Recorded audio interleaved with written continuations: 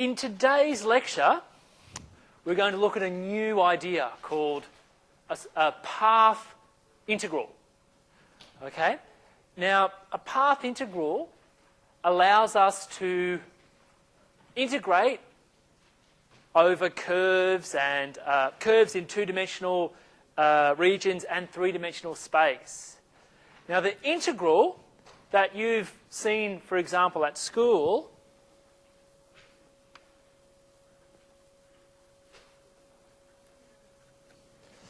is something like this, right?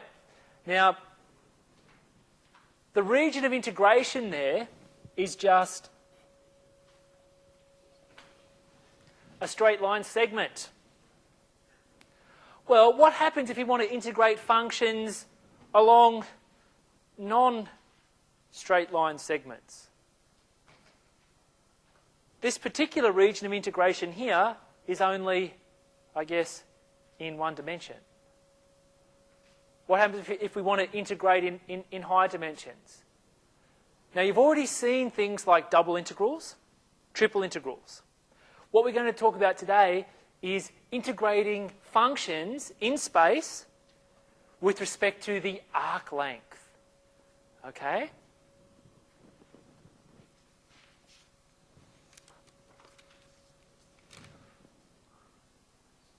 Okay, so for example,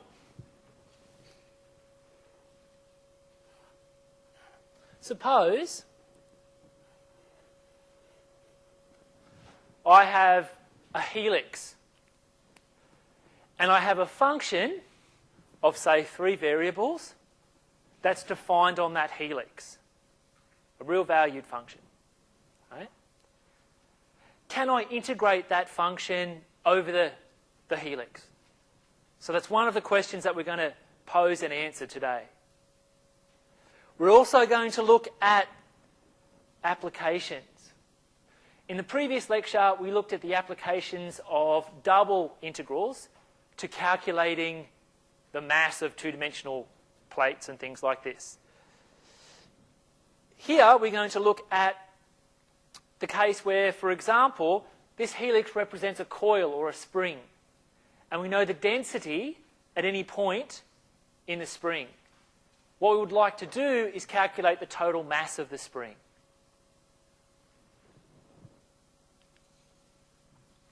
Okay, so if we're going to be integrating over curves and paths, then it would be useful to be able to mathematically describe those curves and paths.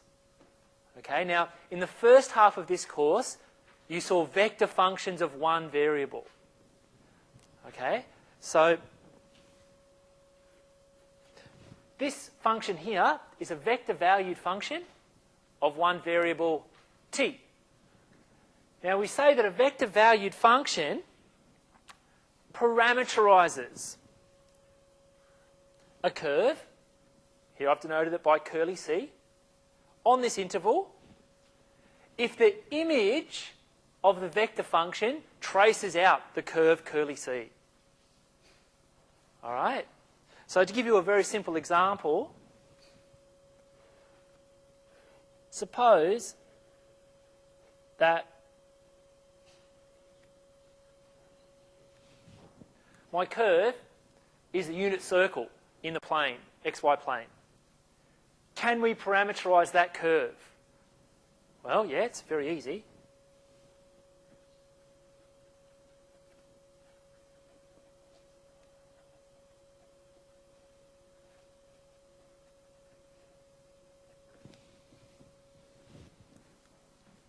Okay, so this vector function, c of t, parameterizes the curve. Now, notice that I've put a direction. In fact, this vector function traces out the curve c in the anti-clockwise direction. However, for today's lecture, we're not going to be too worried about the direction that the curve curly c is swept out in by the vector function. Okay, we're not too worried about that. When we get to so-called line integrals, direction is going to become very important. But for our purpose today, It's not too important. All right, here's another example.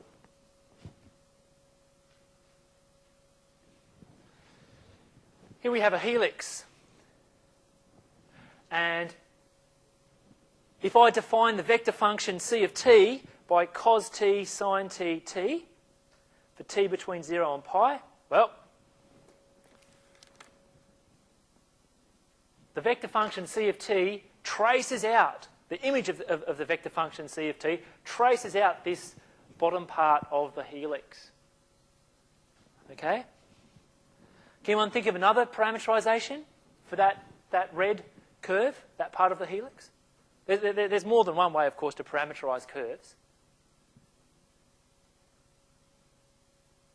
Anyone? Well, you just reverse the direction, really.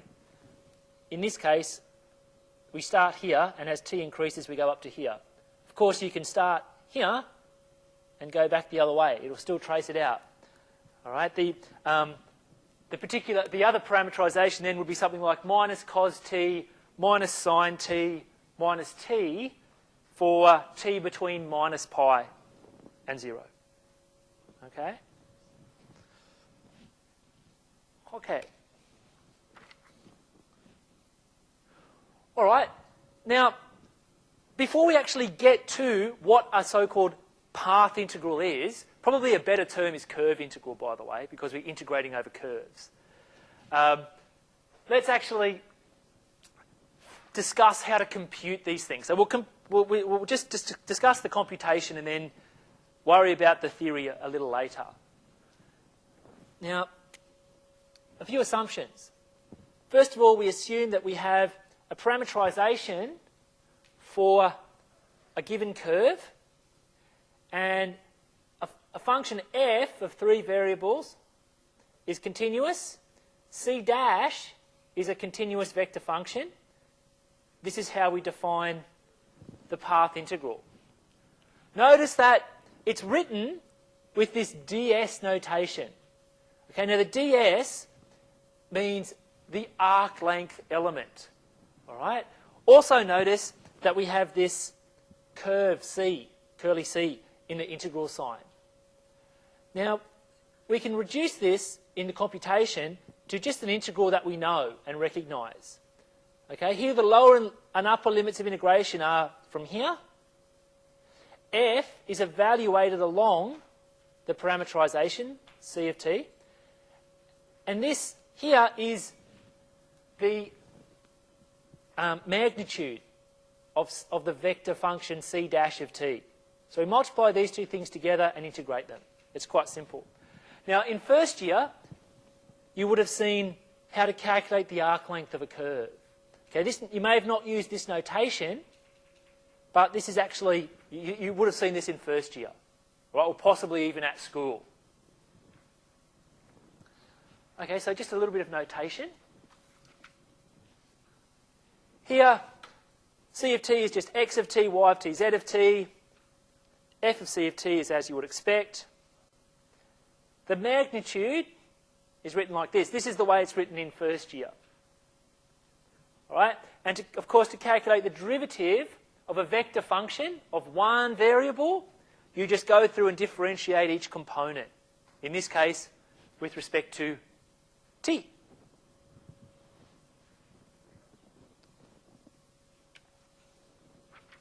Okay. So how do we come up with this line integral? Well, you guys have seen a lot of integration now. And the basic technique is to slice and sum. So in 2 words, that's all we do here. We slice, form some Riemann sums, and then take the limit. That's all it is. Nothing fancy. Okay, so here's my curve curly C. I slice it up into sub-arcs.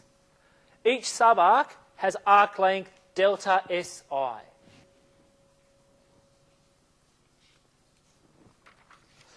What I'm going to do is choose a sample point within each of those sub-arcs.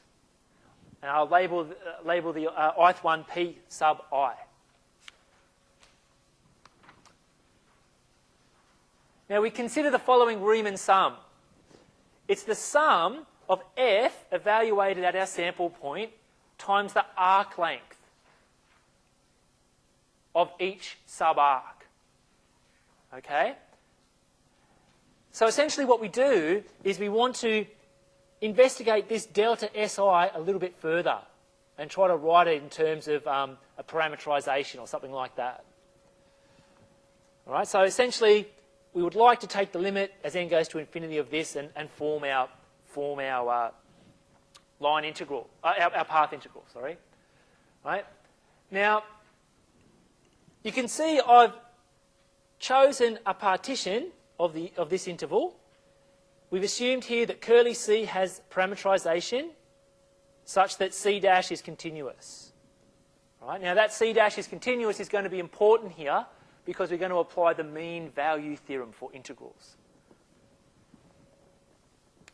Okay.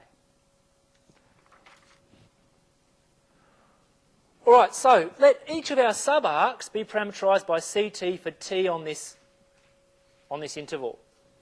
Now the arc length formula, in other words, delta SI, is this. Now because C dash is continuous, the magnitude of C dash is also continuous. Right? That means I can apply the mean value theorem for integrals to this. Okay? So in other words, I can write this as this for some ti star in the interval. Okay? Okay, so now what we can do is take our sample point to be C of ti star. So now we can replace this with pi here with C of ti, and this delta SI with this expression here. All right, in the limit, we get this. All right, so there's nothing difficult about this. It's the same techniques that you already know. Slice and sum, set up your Riemann sums, and take the limit, right? But you just needed the mean value theorem here for integrals. All right? Okay, so let's get down to a problem. Let's actually see how you work with this path integral. All right, so we're told here that C is the straight line segment from the origin to 1, 1. Calculate this line integral. Okay, so here's a good test. Can anybody do this problem without actually doing any integration?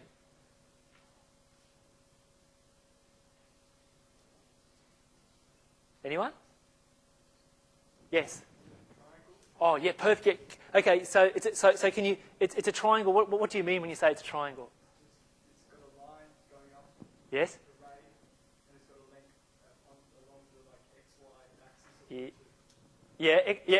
XY plane, right? Yep. Oh, you're perfect. Perfectly right. Okay. What I do is I'll do this in the standard way, and then we'll do it in a geometric way as well. Okay. Well, actually, I guess I'll just show it to you right now. Okay. X plus y, that's just in three-dimensional space, it's a plane, right? So let's consider the plane that lies above this line segment, but below this plane. Okay, there's a little picture here.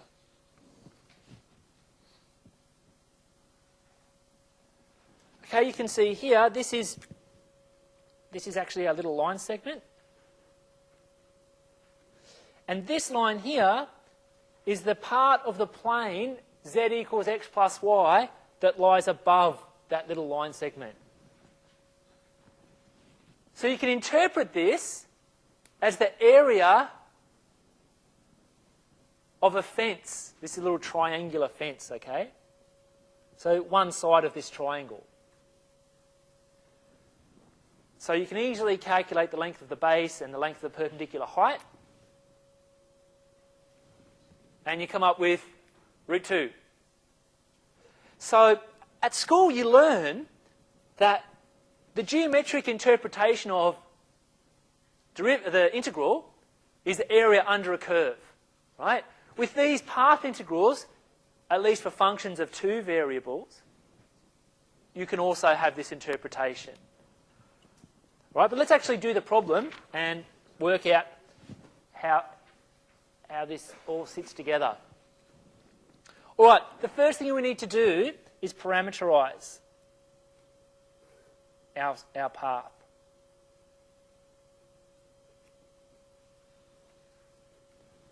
Okay?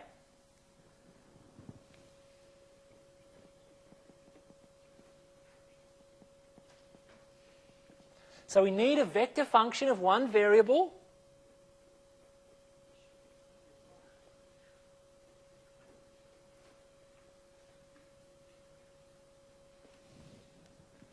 And this one will do.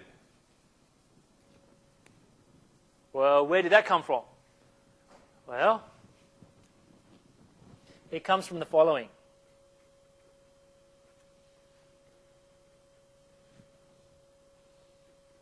If you have a straight line segment between 2 points,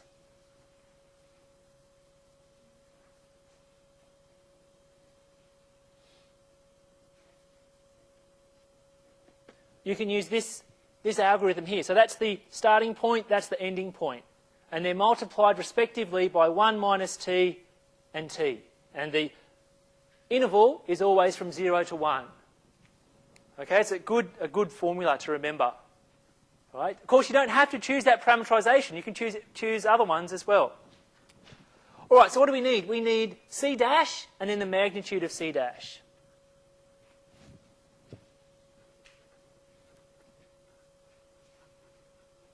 So what's c dash going to be? 1, 1.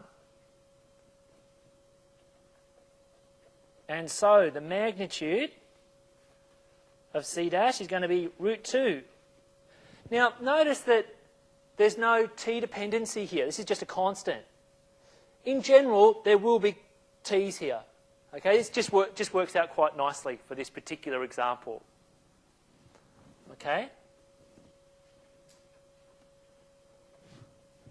So now we need to evaluate f along our parameterization. So, f of ct, we go up here, and we replace x with t and y with t. So it's going to be 2t.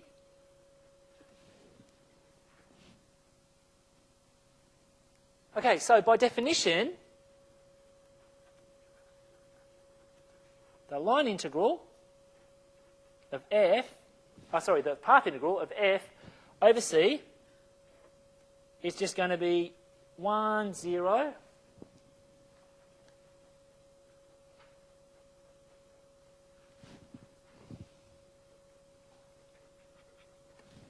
times this integral here. So essentially, I'm integrating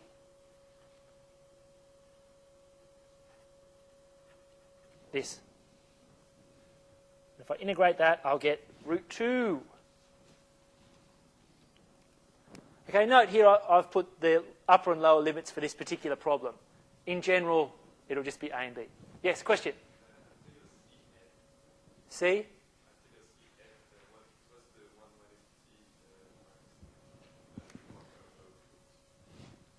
You mean up here?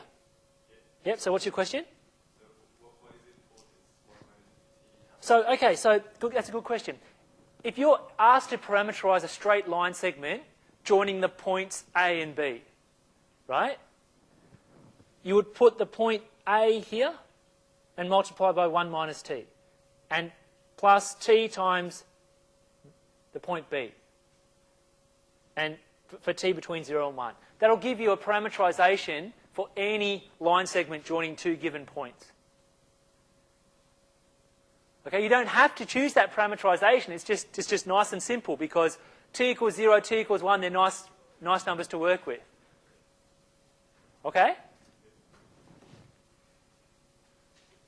Any other questions for that example?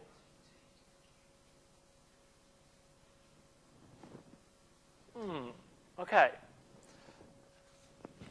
So, like I said before,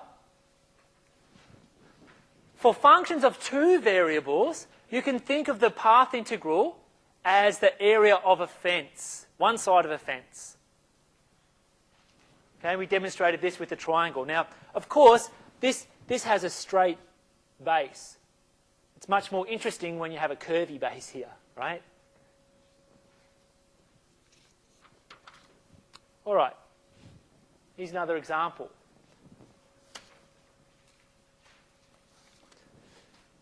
C is part of a helix parameterized by this vector function here.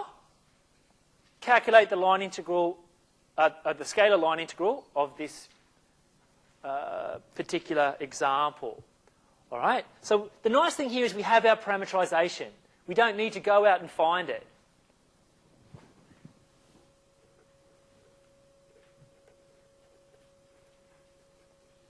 So C dash is going to be something like minus sine t cos t 1. And the magnitude of C dash, what's it going to be? Anyone? Root 2, because you get cos squared plus sine squared equals 1. Again, see there's no t dependency here, although that is rare.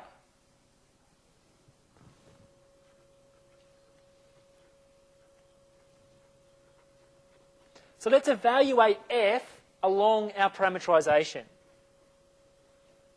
So what's that going to be? So we go down here, we replace x with cos t, y with sine t, and z with t.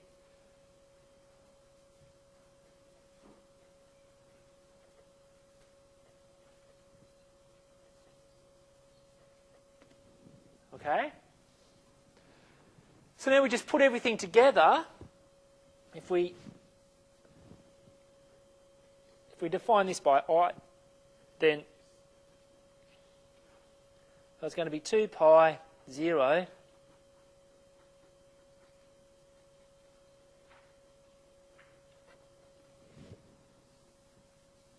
so the integral from 0 to 2 pi of this. Okay, so f of c of t is this. So I can take the root 2 out.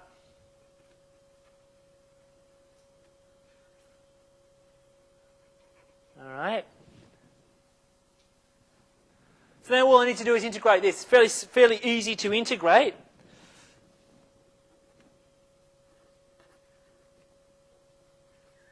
You'll get something like this.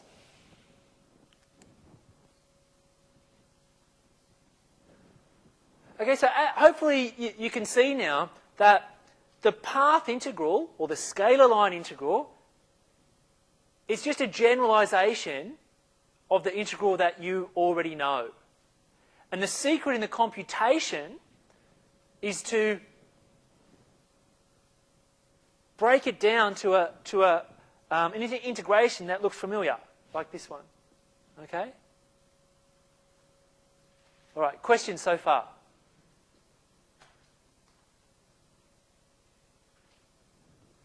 Okay.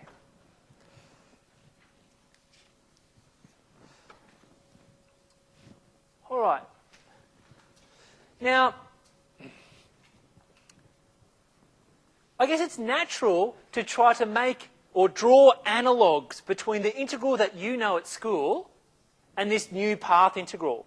For example, is there a fundamental theorem of calculus for these path integrals? And I guess the answer is, well, sometimes. Sometimes. Let's look back to the previous example, just for a second. Now, the path in this particular example is a helix. And we actually, we start at the point 1, 0, 0, and we go through to the point when t equals 2 pi. So there's one complete revolution. Right? In this case, these are the same start point and end point as the previous problem, but we're taking a different curve. Instead of going around a helix to get from that point to that point, we're going along a straight line curve. Yes, Alex? Why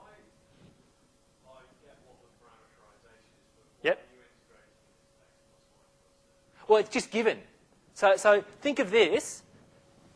So this is the given function. Okay?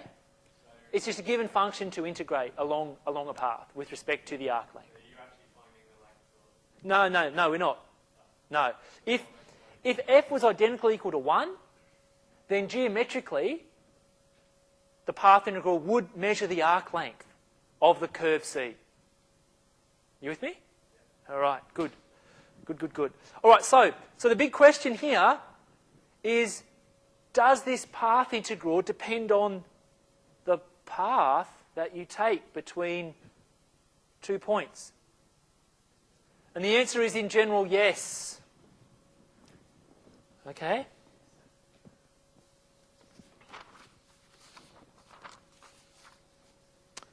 All right. Again, we parameterize.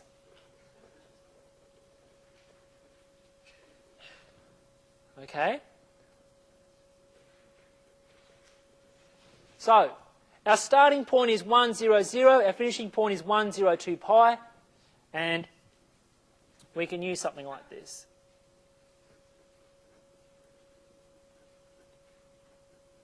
Oops, 1 minus t.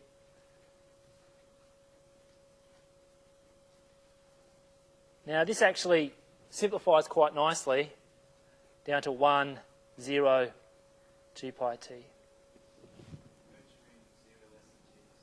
Oh, yeah, you're right. Absolutely right. Who said that? Thank you. Okay. All right, so we need the derivative of c and we need its magnitude.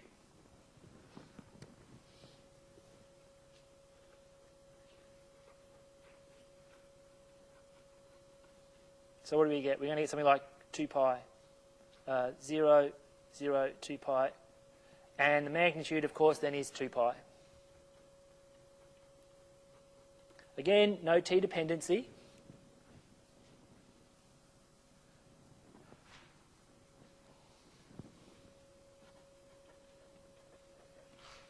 All right, so also see that f evaluated along c.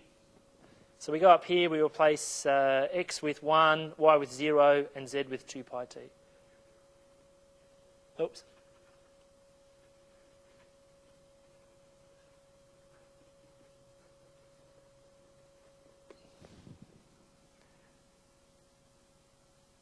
All right, so we put the magnitude and f of c together and integrate them. So the integral I is going to be, what's it going to be? It's going to be 1 plus 2 pi t times 2 pi dt. So again, we've broken it down to an integral that we know, we can easily evaluate. And if you work that integral out, you should get the following. Okay, so big deal. So what? It comes back to the question I posed before. Does a path integral, the value of a path integral, does it depend on the curve or the path? If you go between 2 points using different paths, will our two answers be different? And the answer is yes, in general. Okay, you can see in this example, we're going from this point to this point using a straight line segment. In the previous example, we're also going between those 2 points, but we're using a helix. And the answer is different. All right, that's an important step, an important piece of information. Okay, well, what other properties can we uncover for these path integrals? If we have, for example, the case when one path goes here, another path goes here, can we add the two path integrals together to get the path integral over the whole curve? And the answer is yes. The answer is yes. Okay? So for this one, you would parameterize C1. So So I'm going to use C1 and C2.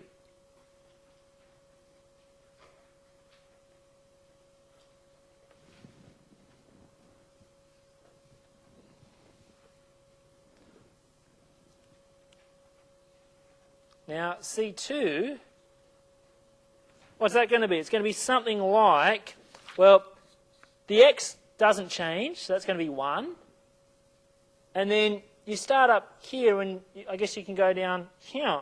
So I've chosen this one.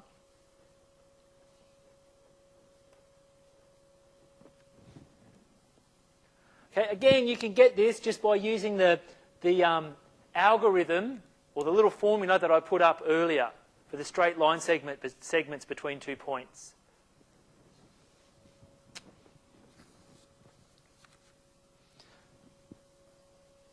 Okay.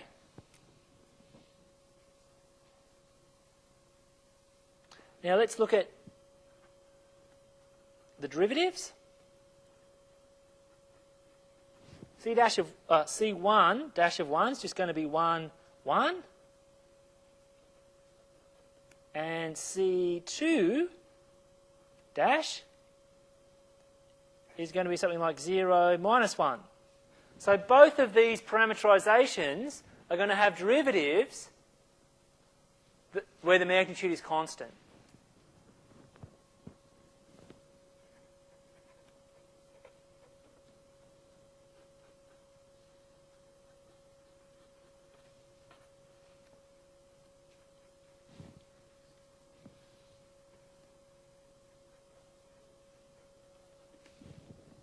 All right?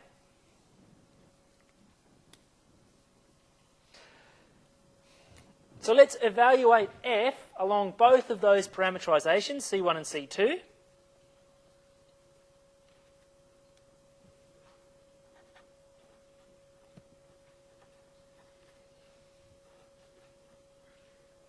So f along C1,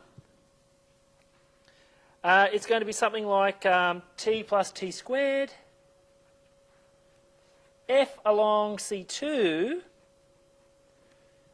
is going to be something like 1 plus 1 minus t all squared.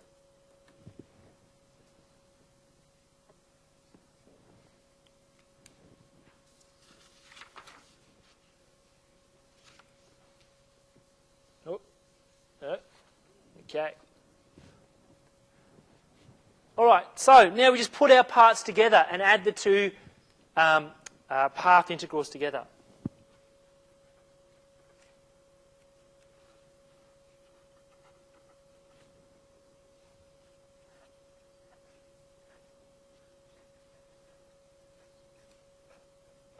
Okay, so that's the path integral over the first line segment.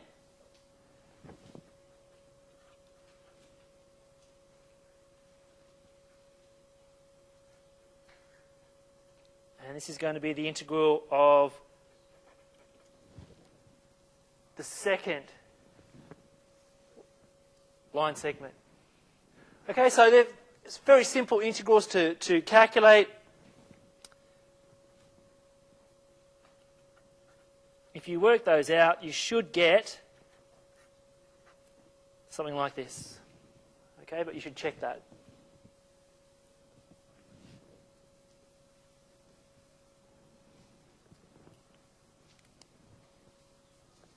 All right, so in general, the path matters that you're integrating over. The answer will depend on the path. Okay.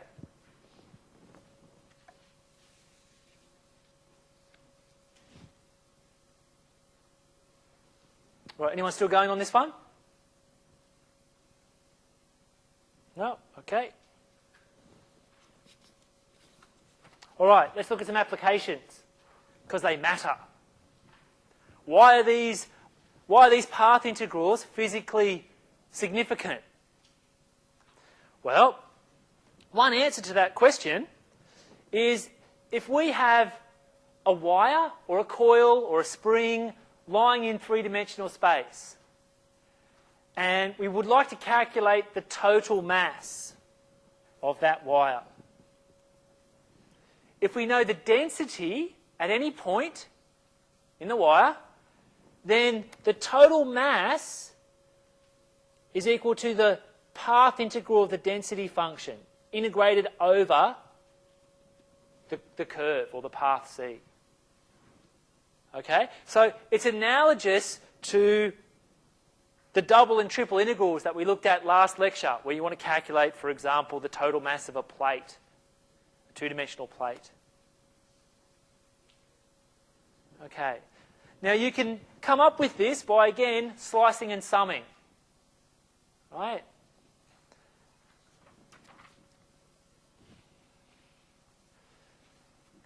Now we can also calculate moments, centres of mass, etc., for these springs or coils.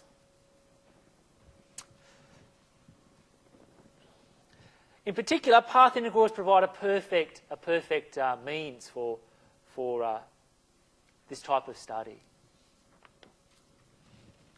There's a lot of formulas on this, but again, they're analogous to the double integral stuff that we talked about last lecture.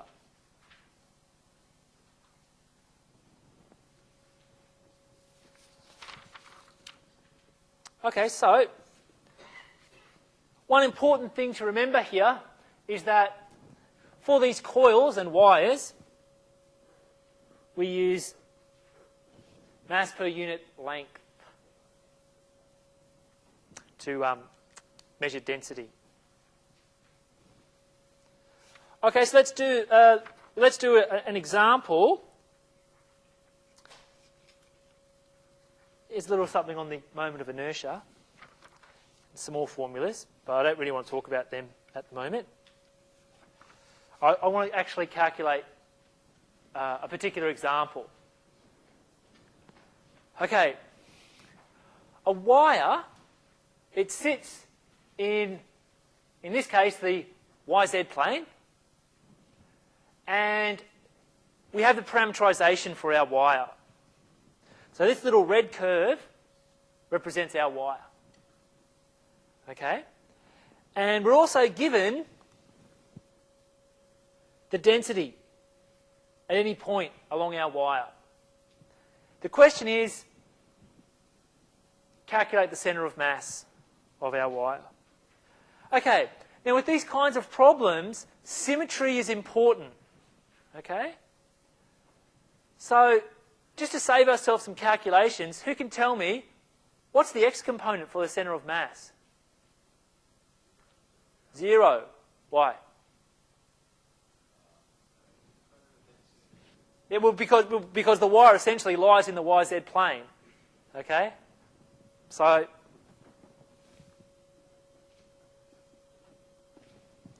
the important thing here is that we can get some of these things very quickly.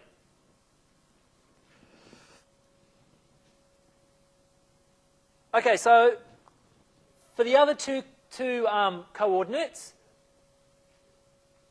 the y bar and the z bar, we'll need to do some calculations. So let's take our parameterization and differentiate it.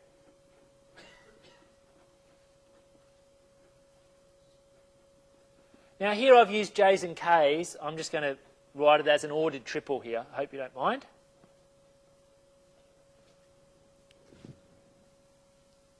So we want to work out the magnitude. So I square all the components, add them together, and take the square root.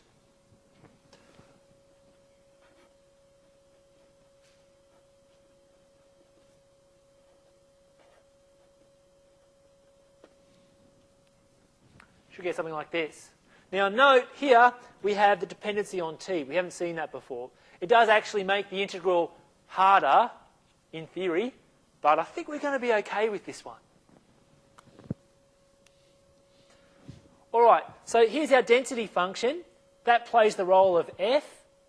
So we want to evaluate delta along our parameterization.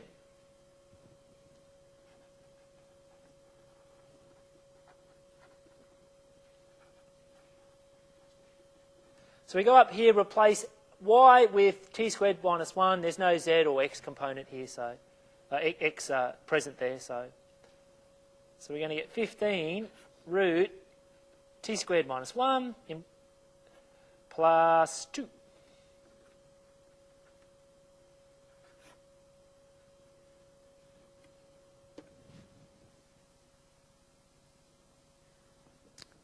Okay. So to calculate the mass,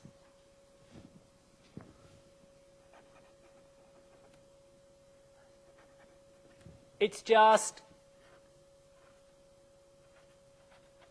the path integral of the given density function over the curve curly C.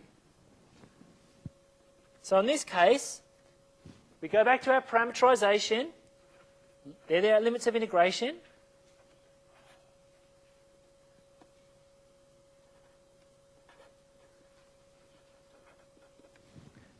And we should get something like this. Now you can see in the integrand the square root signs cancel off quite nicely. So we're quite happy about that.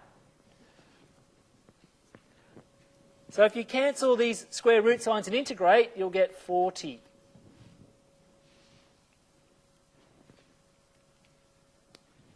Okay, but you should check that. Okay, so we've calculated the mass. Now we calculate the relevant moments.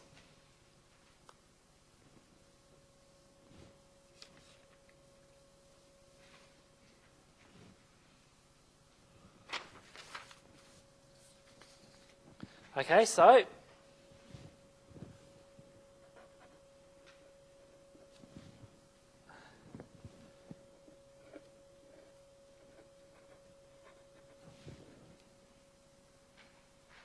let's see if we can calculate the path integral here. Well, again, we replace y with the corresponding parameterization component, y. The delta, again, along C is 15 root t squared plus 1, and the magnitude of C dash is t root t squared plus 1.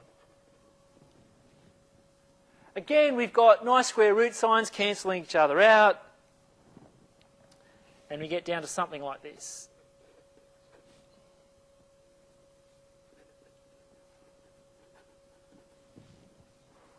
Okay, so if you integrate this, you get minus 24. Okay, so now we can calculate, we have all the information needed to calculate the y component of the centre of mass, y bar.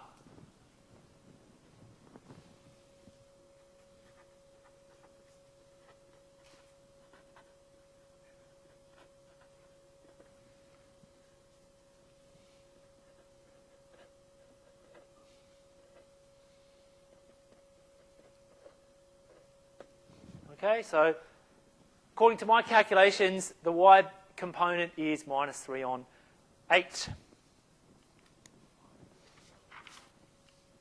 Okay?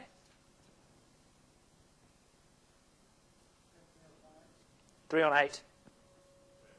Oh, is it? Oh, sorry. 3 on 5. What am I doing? It is an 8, but it should be a 5. All right. Thank you. All right.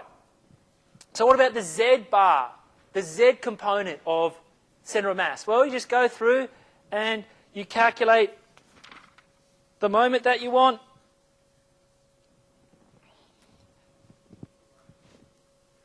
And then divide by the mass.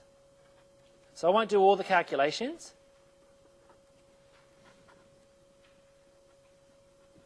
Okay. I got 75.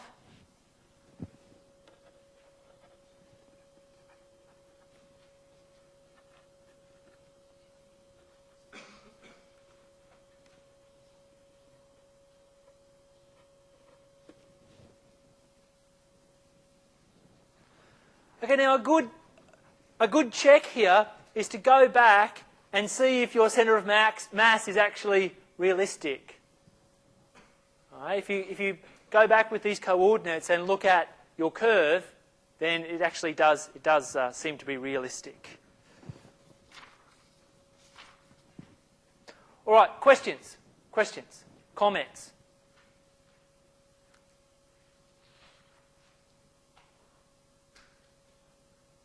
Now, about a third of the way through this lecture, I posed a big question. Is there a fundamental theorem for path integrals? And I said, well, maybe. Definitely maybe.